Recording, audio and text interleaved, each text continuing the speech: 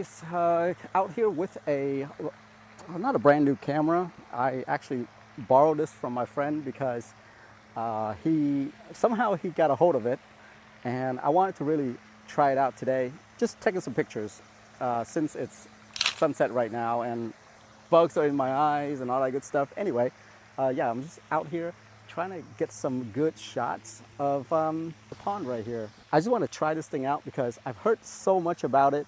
I've heard it takes really good pictures. This thing is beautiful when it comes to aesthetic. I mean, it is pretty much the best rangefinder out there, I guess, other than the Ricoh one that everyone's talking about. Yeah, it's between this one and the Ricoh. A lot of people love these. These are so hot right now. I mean, these right now are used one are going for like over $2,000. Yeah, used. I think the original new price from Fuji was like 1,500 or something like that. Let's give this thing a try. It does have its own ND filter in there, and I can't wait to try that thing out. So let me see here. Let me just try. It says ND filter on. Right there. Now ND filter off. I'm not sure if that makes any difference there, since it's not that like crazy sunny out here, right? So on the side right here, they have this autofocus system that if you flip it, this is manual focus for M, and then quickly you can flop it over to C, that is continuous autofocus, so it just keeps focusing. I can feel it in the camera that it's focusing every time I move the camera. So that's C, continuous autofocus. And then just flip this over. It's for pretty much only, the S stands for, I forgot what it stands for, but pretty much you press the shutter button halfway, that's when it starts focusing. So yeah, that's where I'm gonna leave it, because if I put it on continuous autofocus all the time, it's gonna drain the battery quite a bit, because it's just gonna keep focus hunting.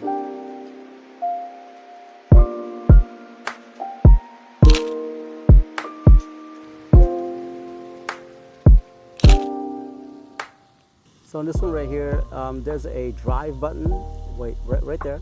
So if you press that, you can flip over to a bunch of different settings. So it can do, just single shots or multi-shot, that kind of stuff. You can do some burst shooting, that kind of stuff that you can move up and down. It's literally a little joystick.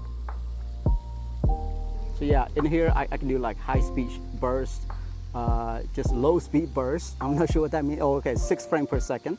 And then this one is 11 frames per second over here. So that kind of stuff. Pretty cool stuff. Let's see here. Okay, you can do some bracketing. So if you want to do, HDR shots, bracketing is probably a good one to go with. Once you would switch over to movie, the little signal actually comes on. Look at this. The audio signal actually comes on right there. So let's see if we can do some movie shoots. I know that there's a limit to like 10 minutes on this thing. I can't shoot more than 10 minutes on here. Oh, I'm sorry. The limit is actually 15 minutes, not 10 minutes. It's actually counting down. There's a little timer right here that's counting down. And it says I have 14 minutes and 45 seconds left.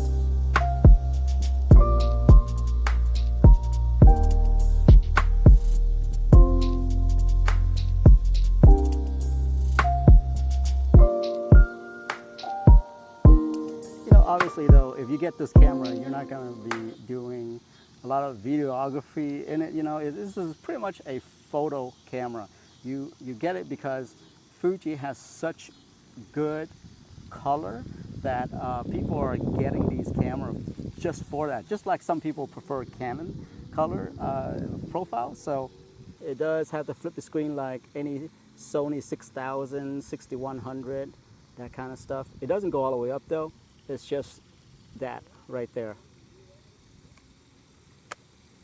Yeah, it's kind of helpful if you get really low shots. If you're one of those that get all the way to the ground to get the shot, a little bit helpful there. So on the side right here, you got yourself USB-C along with mini HDMI, and that is a mic port, by the way. Now, I'm not sure if I mentioned before, but there is an ND filter built into this thing. This is actually one of the main features of this camera. Now, you press the button, it's gonna say ND filter on. Now you press it again, it just turns the ND filter off. Now obviously this is a fixed lens camera, so there are no zooming whatsoever. You can't change the lens out or anything like that. So that's one thing that did surprise me about this, is that the price of this camera right here compared to some of the other one where you can change out the lens. I don't know, it's kind of interesting to me, but a lot of people do like it. Now here's the thing, there is a little dial right here, and also a little dial right here. You see this? So if I were to adjust this, that is the adjusting the aperture right there. It's an interesting way of adjusting the aperture, but if you've ever used like high-end Sony lens or anything like that, they do have that on there. All right guys, so last but not least, this camera right here, the one special thing about it is actually the electronic viewfinder that you see on here.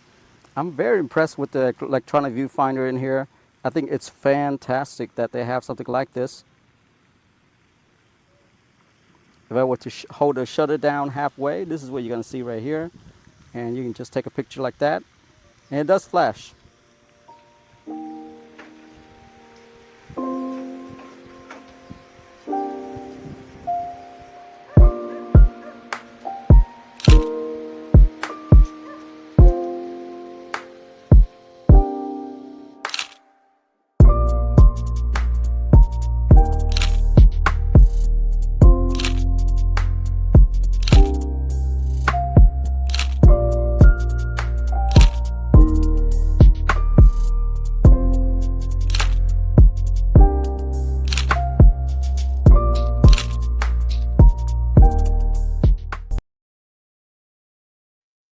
Hello, this is Tony's Reviews, and here's the review for the Fujifilm X100V digital camera.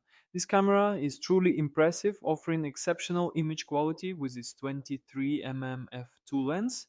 It captures sharp, high-resolution photos with minimal distortion. Plus, it performs well in challenging conditions if you add the optional weather sealing adapter ring.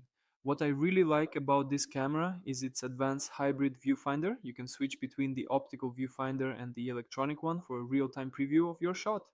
The tilting LCD touchscreen is also a standout feature, making it easy to frame your shots from different angles. So the Fujifilm X100V also excels in video with its 4K recording at 30 frames per second and full HD super slow motion capability. It's 26. 1MP sensor and powerful processor ensure high quality, detailed images. Overall, the Fujifilm X100V combines great design, advanced technology, and excellent performance. It's a fantastic choice for any photographer looking for a versatile and reliable camera. I highly recommend it for its exceptional quality and stylish design. But I need to get it nice and set up. There goes the pumpkin cream filling. So I finally got a nice beautiful caramel for my pecan. I start assembling the cake. All right, bakers, 10 minutes left. Okay. But time is going by really fast in this reheat. I just hope I have time to decorate it. I can do it. I got it. As I'm decorating, I take my green, red, and white buttercream and use different piping tips to pipe around. Today I'm going to give you my third day impression of the Fujifilm X100V. So I've had this thing for 3 days now, and I really enjoy it so far. I have done a couple extras. I'm going to make separate videos on the lens hood, the button extension, and the thumb grip there. I do think that that's definitely worth it. I finally got around to messing around with things like the recipes today. I'm a photographer full-time, by the way, and I am normally a Sony shooter. So coming to this is a little bit, it's a little different, but it's not hard. There's really nothing, they make it super easy, and everything that is being buzzed about with this camera is 100% correct. Close-up picture of my son. Once you get your stuff dialed in, let me go back. If you are buying this for the reasons they tell you, like on TikTok and YouTube, which is to use it for the film recipes, which basically can be makes your photos look like old film. This works so well. It works unbelievably well. My messy-faced daughter, you can see the different hues. Those are different film recipes that I put in that I'm kind of testing out to see which ones I really like. So that's a backyard on one, and that one was with a filter, so it's like super peachy. You know, so you're just kind of trying out different hues, and beyond that, the camera takes incredible pictures. Like, just super detailed for being as small as it is and having a fixed lens. Like, I have no, it makes me want to look up more Fujifilm stuff, because I actually think that it's really cool. So I am extremely happy with this camera. I'm gonna keep it more so just for like family stuff, and I am recommending it to everyone that is looking for a new camera or a fun new camera to try. It is easily one of the best purchases I've made, so check it out. I highly recommend it.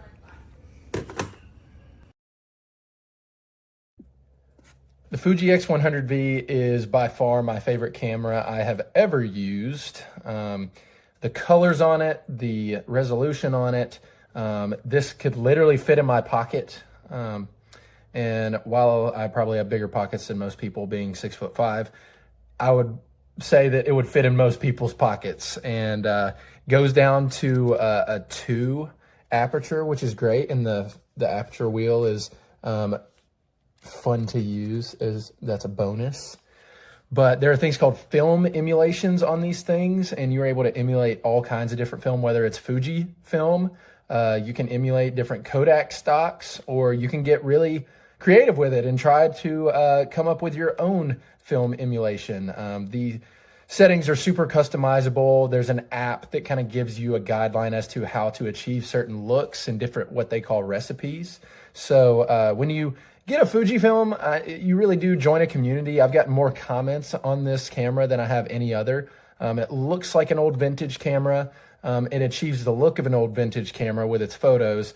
And it's just fun to carry around. It's an everyday carry for me. I take this almost everywhere I go, just in case I want to snap a photo. Super good video as well. But I have very rarely ever gone anywhere without this camera in the last year and a half. And so if I were to recommend any camera for somebody to get, I would point them to the Fuji X100V. And quick note, the Fuji X100VI came out recently.